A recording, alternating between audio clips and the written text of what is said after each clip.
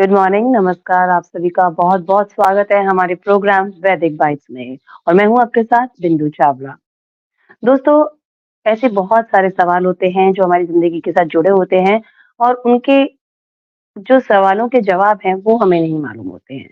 बहुत सारी हमारे मन में इच्छाएँ होती हैं कि इच्छाएँ, विचार, कुछ भी कहिए उनको, हमें उनको सोचने का, हमें उन्हें समझने के लिए कोई ना कोई ऐसा व्यक्ति चाहिए जो हमें समझा सके और ऐसी बहुत सारी समस्याएँ होती हैं, जिनके सॉल्यूशंस हमें नहीं मालूम होते हैं। तो वैदिक बाइट्स में हम सिर्फ़ यही कोशिश करते हैं कि आपकी हर एक विचार, हर एक प्रॉब्लम का सॉल्यूशन ढूँढ सकें। कोशिश करते हैं कि आपके साथ बात करके आपकी सारी समस्याओं की जो सॉल्यूशंस हैं, वो आपको दे सकें और इसमें हमारी मदद करती हैं बीना गुप्ता जी। चलिए स्वागत करते हैं बीना जी का। बीना जी आपका बहुत-बहुत स्वागत है। धन्यवाद बिंदु। नमस्कार।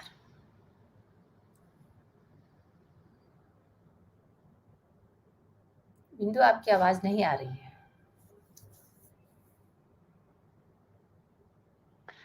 बीना जी से अभी शायद हमारा जुड़ नहीं पा रहा है। लेकिन दोस्तों मैं बता दूँ कि वैदिक बाइट में हम कोशिश करते हैं कि आपकी स्पिरिचुअल, आपकी मेंटली, आपकी जिस तरह की भी कोई प्रॉब्लम है उसको हम ठीक कर सकें बीना गुप्ता जी के ज़रिए। और अगर आप बीना जी से जुड़ना चाहते हैं तो आप भी जुड़ सकते हैं और बहुत सारे वीडियोज़ बना रखे हैं हमने पहले भी जिसमें हम बहुत सारी चीज़ों को डिस्कस कर चुके हैं, वो आप देख सकते हैं।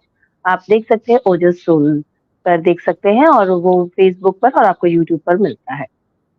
बीना जी, आपका बहुत-बहुत स्वागत है हमारे प्रोग्राम में। धन्यवाद बिंदु। नमस्कार।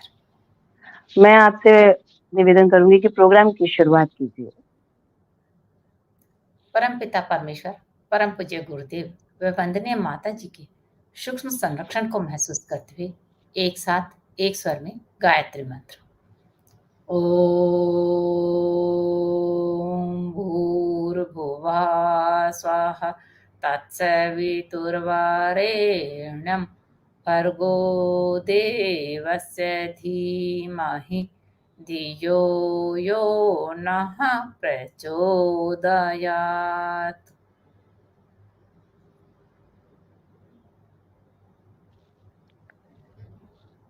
जी आज दोस्तों हम बात करने वाले हैं कि जो हमारे हाथों की बनावट होती है, वो किस तरह से हमारे ज़िंदगी को, हमारे जीवन को प्रभावित करती है और वो हमारे भविष्य को किस तरह से अ, बनाती है। कहते हैं ना कि हमारे हाथों की लकीरों में बहुत सारी हमारी ज़िंदगी के गूढ़ रहस्य छिपे हुए हैं। उन्हीं रहस्यों को हम जानेंगे बीना जी से।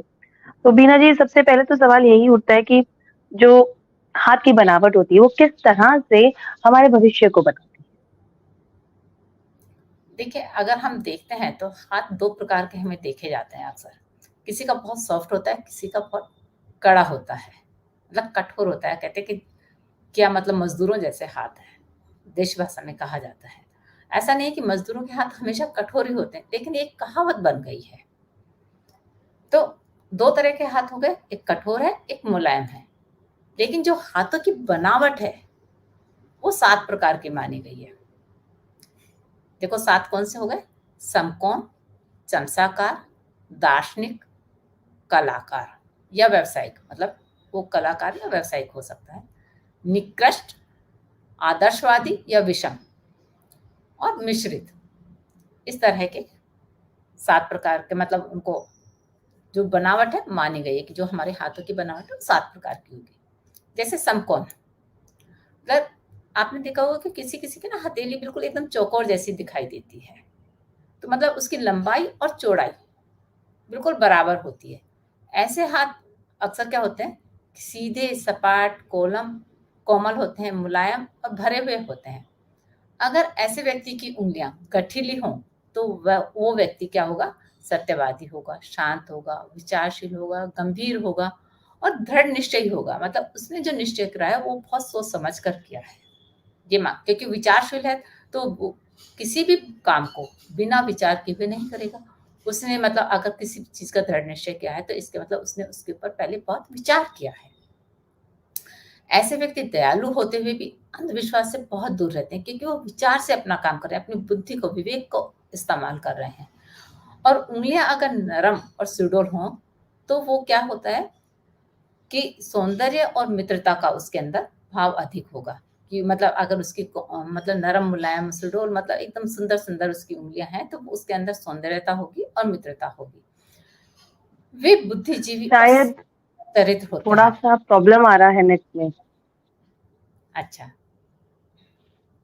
तो देखिए मतलब जिनकी मतलब जैसे हमने क्या बताया कि अभी जिनकी जो ऐसे हाथ हैं, जो चौकोर हाथ हैं, अगर उनकी उँगलियाँ गठीली हैं, मतलब बहुत अच्छी, मतलब कहते हैं ना बहुत गठीली, मतलब एकदम से सुंदर सी उँगलियाँ हैं, तो वो ऐसे व्यक्ति क्या होंगे कि सच बोलने वाले होंगे, शांत होंगे, विचारशील होंगे, मतलब किसी भी कार्य को वो ऐसे ही नहीं करेंगे, वो बहुत विचार पूर्वक करेंगे, गंभीर होंगे इसीलिए क्योंकि वो विचार करते हैं, और दृढ़ निश्चयी होंगे क्योंकि वो उसने उन्होंने जिस भी काम का करने का निश्चय किया है, उन्होंने पहले उसके ऊपर बहुत विचार करा है, गहन कहते हैं ना चिंतन मनन किया है, तो इसलिए उनको पता है कि हमें क्या करना है। लेकिन वो दयालु होंगे, पर अंधविश्वास से बहुत दूर रहेंगे क्योंकि वो विचार से, अपने विवेक से काम कर रहे हैं।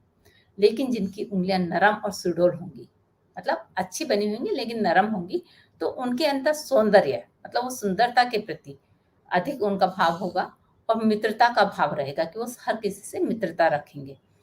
ऐसे व्यक्ति क्या होंगे, बुद्धिजीवी और सचित्र तो रहेंगे, मतलब उनका जो चरित्र है वो अच्छा रहेगा, लेकिन उनके विचारों में स्थिरता नहीं रहेगी, इसलिए वो दृढ़ निश्चयी नहीं हो सकते।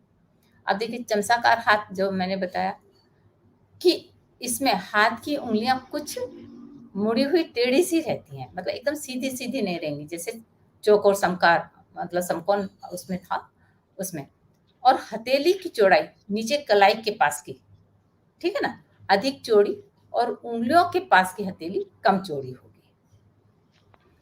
मतलब यहाँ से चौड़ी ज़्यादा ही होगी और यहाँ से कम होगी। जैसे हम वो आयताकार भी कहते थे ना, मतलब कहीं से चौड़ा है, एक तरफ से चौड़ा है, एक तरफ से कम चौड़ाई है। तो ठीक इसी तरह से इसमें यहाँ मतलब हथेली के नीचे से अधिक चौड़ा होगा और उँगलियों के पास कम चौड़ी होगी। जिनकी हथेली नीचे कलाई के पास चौड़ी होती है, ठीक है ना? उनके काम उच्च आदर्शों से भरे हुए होते हैं, मतलब उनके काम हमेशा ऊँचे होते हैं, ऐसे नहीं कि वो नीचे स्तर के काम करेंगे।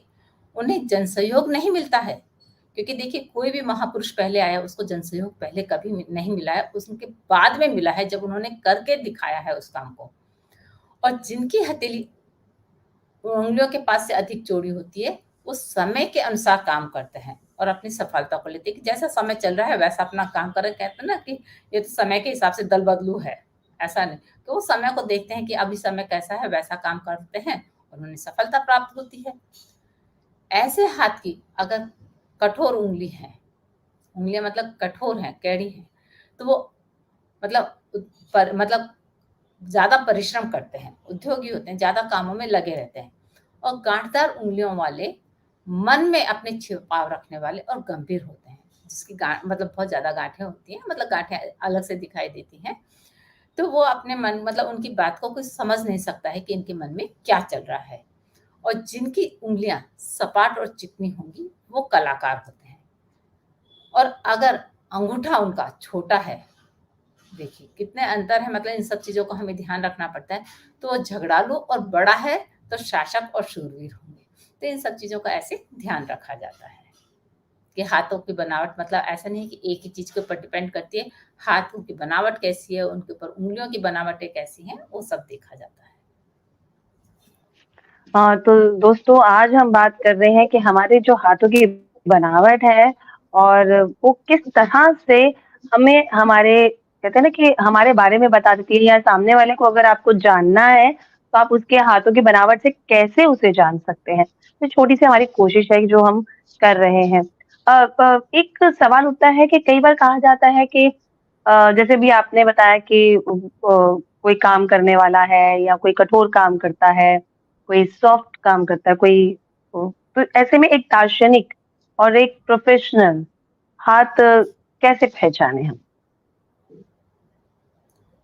देखिए जो दार्शनिक होगा मतलब उसके अंदर मतलब कहीं न कहीं तो बहुत उसके अंदर गहराई होगी। तो जिसका हाथ गठीला, लंबा और बीच में झुका हुआ होता है, ठीक है ना? मतलब हथेली लंबी भी होगी लेकिन बीच में थोड़ी झुकी हुई रहेगी, जैसे इस तरह से रहेगी। और उँगलियों की हड्डियाँ और जोड़ उभरे हुए और नाखून लंबे होते हैं। तो ऐसे व्यक्तियों की क्या होती है, जो कल्पना है, इच्छा शक्ति है या विचारधारा है, वो जो सामान्य नॉर्मल व्यक्ति होते हैं, उनसे बहुत ऊँची होती है। ये सबसे बहुत मतलब मैत्री भाव रखते हैं, मित्र रखते हैं, इनके बहुत दोस्त होते हैं, लेकिन इनके घनिष्ठ मित्र नहीं हो सकते। क्यों? क्योंकि उनका मेल नहीं खाएगा ना, उनको अपने ही लेवल का व्यक्ति चाहिए। और ऐसे इतने मतलब कहते हैं कि विचारधारा में उनकी बहुत ऊँची हो, इच्छा शक्ति बहुत प्रबल हो, तो ऐसे देखिए गिने-चुने व्यक्ति ही होते हैं। अगर ऐसे हो जाए तो फिर तो संसार में परिवर्तन बड़ी जल्दी से होने लगेगा। तो इसलिए इनकी घनिष्ठता किसी से नहीं होती है। ये अपना धन भी परोपकार में लगाते हैं, लेकिन क्योंकि ये विचार करते हैं हर बात के ऊपर, इसलिए इनके अंदर श्रद्धा मतलब कहते हैं कि किसी भी के ऊपर भी विश्वास कर लिया, ऐसा नहीं होता है। इनकी तर्क बुद्धि ज़्यादा होती है। ऐसे हाथ में गठीली उँगलियाँ हों, तो व्यक्ति कोई महत्वपूर्ण कृति, रचना अपने पीछे छोड़ जाता है, जिसको कि हम सदियों तक याद करते हैं कि उसने देखिए वो इतना महान व्यक्ति हुआ था, उसने ऐसा कार्य किया था। और जिनकी उँगलियाँ चिकनी होती हैं, उनके मन में क्या चल रहा है, उसको जानना बहुत मुश्किल होता है। लेकिन दार्शनिक हाथ वालों के वचन और कर्म में सद्भावना और प्रामाणिकता की अधिकता होती है, क्योंकि वो सोच विचार करके काम कर रहे हैं। इसलिए उनके जो वो कहते हैं या करते हैं, उनमें एक प्रामाणिकता होती है। उनको प्रमाण दे सकते हैं कि हाँ, ये कार्य इस तरह से होता है। और जो जैसे कलाकार हैं, जो व्यावसायिक हैं, तो उनके जो हाथ हैं वो साधारण लंबाई और चौड़ाई के होते हैं, ना तो मतलब वो कम ज़्यादा होंगे, ना मतलब चौकोर होंगे, ऐसे नहीं होंगे, उनकी साधारण लंबाई और चौड़ाई होगी। लेकिन इनकी अगर उँगलियों की जड़ मतलब ठीक है, ये मोटी है और अगर इनके छोर पतले हैं, तो ऐसे लोग क्या होंगे, उतावले होंगे, चंचल होंगे, बातूनी होंगे और सबसे बड़ी बात है कि शेखीखोर होंगे, भावुक भी होंगे, बहकावे में जल्दी से आने वाले होंगे और काम शुरू करना और अधूरा छोड़ना, क्योंकि उन्होंने भावुक होकर काम शुरू कर दिया ना, कहते हैं जोश में काम कर दिया, होश नहीं था। तो काम तो शुरू कर दिया लेकिन फिर उसे अधूरा छोड़ देंगे। तो इस तरह के इनके पास में दुर्गुण रहते हैं। अगर ऐसे हाथ की उँगलियाँ सख्त हैं, तो इन्हें सफलता मिलती है, वो धन कमाता है। लेकिन ऐसे आदमी क्या है कि चुने हुए आदमी ही मिलते हैं कि जिनकी ऐसे हो कि मतलब काम शुरू कर रहे हैं, सफलता मिल रही है, धन भी कमा रहे हैं। परंतु जिनकी उँगलियाँ पतली होती हैं और ऐंठी हुई सी होती हैं, ठीक है? मतलब कैड़ी-कैड़ी सी और ऐसे लगता है कि मतलब इनको जैसे एक ही दिशा में रहेंगी, वो जल्दी से मूवमेंट नहीं कर पाएँगी। तो ऐसे व्यक्ति क्या होते हैं, ईर्ष्यालु होते हैं, उनके अंदर द्वेष भावना रहेगी, झूठ होगा, छल-कपट होगा, मतलब जिनको कि हम कहते हैं नेगेटिव थॉट्स, क्योंकि ये हमारे नेगेटिव विचारों में ही आते हैं। तो इस तरह के विकार होंगे। लेकिन अगर हाथ बहुत अधिक नरम है, मुलायम है, तो वो व्यक्ति लापरवाह होगा, ये हमें समझना चाहिए। जी तो ये तो आपने बता दिया कि हमारे हाथों की बनावट जो होती है, ये किस तरह से हमें अपने व्यावसायिक और दार्शनिक बताती है। पर क्या हम ये भी जान सकते हैं कि जो व्यक्ति है, वो बहुत बड़ी-बड़ी बातें जैसे अभी आपने कहा कि बड़ी-बड़ी बातें करता है या झूठी बातें करता है या सच्ची बातें करता है, ये कैसे हम जान सकते हैं या फिर उसके अंदर बुद्धि है, नहीं है? देखिए, ये भी हम अपने हाथों के माध्यम से जान सकते हैं, क्योंकि जैसे मैंने बताया कि 7 प्रकार के हाथ होते हैं। तो कुछ हाथ होते हैं कि जो मतलब विषम होते हैं या निकृष्ट हाथ होते हैं। तो निकृष्ट हाथ कैसे होते हैं? जो ज़रूरत से ज़्यादा छोटा होता है, ठीक है? मोटा होता है, भरा हुआ रहेगा, भारी होगा लेकिन बेडौल होगा। कहते हैं ना, तेरा हाथ कैसा है, देखने में ही अच्छा नहीं लग रहा। तो इस तरह का वो निकृष्ट हाथ होता है। और इसमें क्या होता है, अंगूठी की जो लंबाई है वो कम होती है और हाथ भी क्या होता है कि बहुत खुरदरा सा होगा, रेखाएँ बहुत कम सी होंगी, जैसे किसी-किसी के हाथ में रेखाएँ बहुत कम होती हैं। ऐसे व्यक्ति क्या होते हैं कि मंदबुद्धि होते हैं। जब उनके अंदर बुद्धि की ही कमी है तो देखिए वो सभ्य तो हो ही नहीं सकते, क्योंकि उनमें सभ्यता कहाँ से आएगी, क्योंकि उसके लिए तो बुद्धि चाहिए।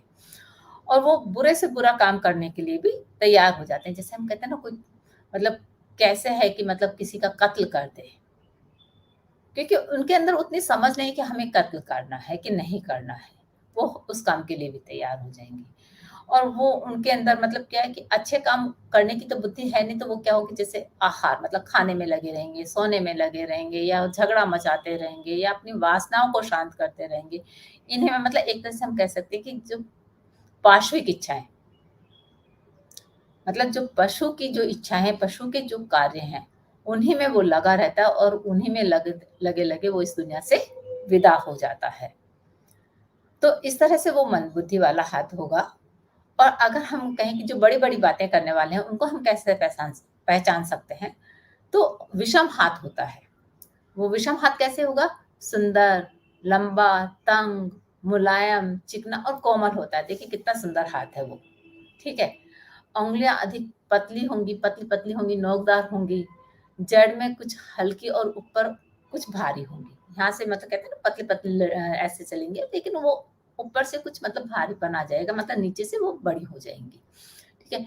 ऐसे व्यक्ति अपने विचारों की दुनिया में रहते हैं, डूबते हैं, उतरते हैं, उन्हीं में खोए रहते हैं और चुटकियों में बड़े-बड़े काम करने के मंसूबे बाँधते हैं कि अरे नहीं-नहीं ये इस काम में क्या है, ये तो हम ऐसे ही चुटकी बजाते ही हम कर देंगे। क्योंकि वो अपने विचारों की दुनिया में खोए हुए हैं। तो ऐसे व्यक्तियों के अंदर कहते हैं मतलब कहते हैं व्यावहारिक ज्ञान है या दुनियादारी है या कार्य की कुशलता है, वो बिल्कुल नहीं होती है, क्योंकि वो तो अपने विचारों की दुनिया में कि दुनिया तो ऐसे ही चलती है। तो इसलिए उनके अंदर तर्क का भी अभाव होता है, क्योंकि बुद्धि का तो काम कर ही नहीं है और अंधविश्वास अधिक होता है। अब उनकी योजनाएँ क्या होंगी? आकाश की बनाएँगे कि हम आकाश में मिनटों में उड़ जाएँगे। लेकिन उनकी जो योग्यता है, काम करने की जो क्षमता है, वो पाताल में रहेगी। वो कर कुछ नहीं पाएँगे अपने जीवन में, बस योजना ही बनाते रह जाते हैं। तो इस तरह से वो बड़ी-बड़ी बातें बोलते हैं, तो उसे हम हाथों से भी पहचान सकते हैं कि ये व्यक्ति किस तरह का होगा। और इसी तरह से दो देखिए, एक होता है कि हमारा मिला-जुला हाथ होता है। अब देखिए, हमने सब तरह के अलग-अलग हाथ बता दिए, लेकिन एक होता है कि उसको समझना बड़ा मुश्किल होता है। क्योंकि उसमें क्या है कि जो ये हमने ऊपर के 6 हाथ बताए हैं, उस सबका थोड़ा-थोड़ा, थोड़ा-थोड़ा सा उसमें अंश रहता है। मतलब सबका मिला-जुला रूप रहेगा, ठीक है? अब इ ऐसे हाथ को देखना और समझ पाना बहुत मुश्किल होता है, क्योंकि उसको कैसे समझा जाएगा?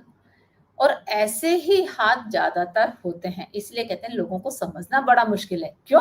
क्योंकि उनके हाथ उसी तरह के बने हुए हैं कि उसमें सारे थोड़े-थोड़े, थोड़े-थोड़े से सबके लक्षण आए हुए हैं।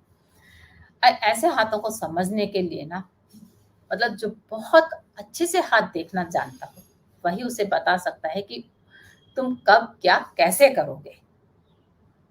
इसलिए और ऐसे जानकार होते भी कम हैं, तो इसलिए कहते हैं ना मनुष्यों को पहचानना बहुत मुश्किल है, क्योंकि वो ज़्यादातर मनुष्य के हाथ मिश्रित हाथ होते हैं, उसमें सभी हाथों के गुण समाये रहते हैं। तो इसलिए इसके लिए मतलब बहुत गहन अध्ययन मतलब बहुत ज़्यादा जानकारी की ज़रूरत पड़ती है।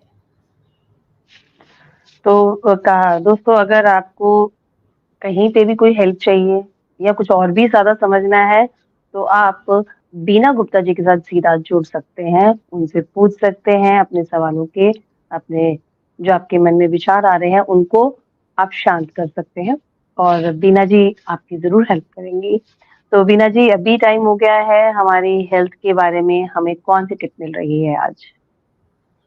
आज हम अष्टांग योग के बारे में बात करेंगे, क्योंकि अष्टांग योग सबसे लोकप्रिय योग है, क्योंकि इसमें यम, नियम, साधना सब आ जाती हैं।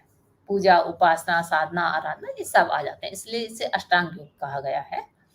क्योंकि देखिए योग हमारे जीवन का एक हिस्सा बनता भी है, हम उसे समझें या नहीं समझें, और होना भी चाहिए। क्योंकि ये योग है, वो जब बच्चा हो, बड़ा हो, वृद्ध हो, सबके जीवन में बहुत ज़रूरी है। क्यों? क्योंकि यही है जो कि हमारे शारीरिक हो या मानसिक हो, भावनात्मक हो या आत्मा की उन्नति हो, कुछ भी हो, ये हमें उन सब में बैलेंस बनाने में मदद करता है। जो अष्टांग योग है, वो मेटाबॉलिज़्म को बढ़ाता है, जिससे शरीर का जो फैट होता है, उसे बर्न करने में, मन को सकारात्मक करके उसका इम्यूनिटी सिस्टम मजबूत करता है। ध्यान और एकाग्रता में सुधार करता है, दिमाग का संतुलन बनाता है। तो जब दिमाग हमारा संतुलन में होगा, तो कई तरह के तनावों को भी वो दूर करने में मदद करेगा। लेकिन यहाँ देखो, मैं आपको सावधान कर रही हूँ कि जो अष्टांग योग है वो एक कठिन योग है। शुरुआत करने से पहले आपको इसकी जो मूल बातें हैं कि हमको किस तरह से करना है, कब करना है, कैसे करना है, इसे समझ लेना चाहिए। और इसे समझने के लिए आप ओजस का सहारा ले सकते हैं, क्योंकि योग को सुरक्षित करो और बेहतर तरीके से करो, क्योंकि योग में जो सावधानियां हैं वो बहुत जरूरी होती हैं। तो योग में सावधानियां बहुत जरूरी होती हैं और बिना गाइडेंस के योग या फिर कोई भी ऐसी चीज नहीं करनी चाहिए जो हमें नहीं मालूम हो। तो इसके लिए पूरी जानकारी अगर लेनी है तो जैसे कि बीना जी ने बताया कि वो जो सोल पर जाकर आप ये सब जानकारियां ले सकते हैं। बीना जी, आप हमारे स्टूडियो में आए उसके लिए बहुत बहुत शुक्रिया। धन्यवाद बिंदु, नमस्कार। दोस्तों, अगर आपके भी कोई सवाल है या आप कुछ पूछना चाहते हैं बीना जी, तो आप सीधा जुड़ सकते हैं बीना जी से। नीचे नंबर दिया जा रहा है, मोबाइल नंबर दिया जा रहा है, ईमेल आईडी दिया जा रहा है, उस पर आप मैसेज करके बात कर सकते हैं और सीधा बात कर सकते हैं बीना जी से। दोस्तों, जिंदगी में बड़े हों या छोटे, उसके लिए तबीयत का हमारी या फिर हमारी पूरी बॉडी का ठीक होना बहुत ज़रूरी होता है और उसी को ठीक करने की एक कोशिश की जा रही है ओजस सोल के ज़रिए। तो ओजस सोल से जुड़िए और अपने सारे सवालों, अपने विचारों को शांत कीजिए और अपने आप को ठीक कीजिए। अगले हफ्ते फिर मुलाकात होगी, तब तक के लिए हमें दीजिए इजाज़त। Bye bye and take care.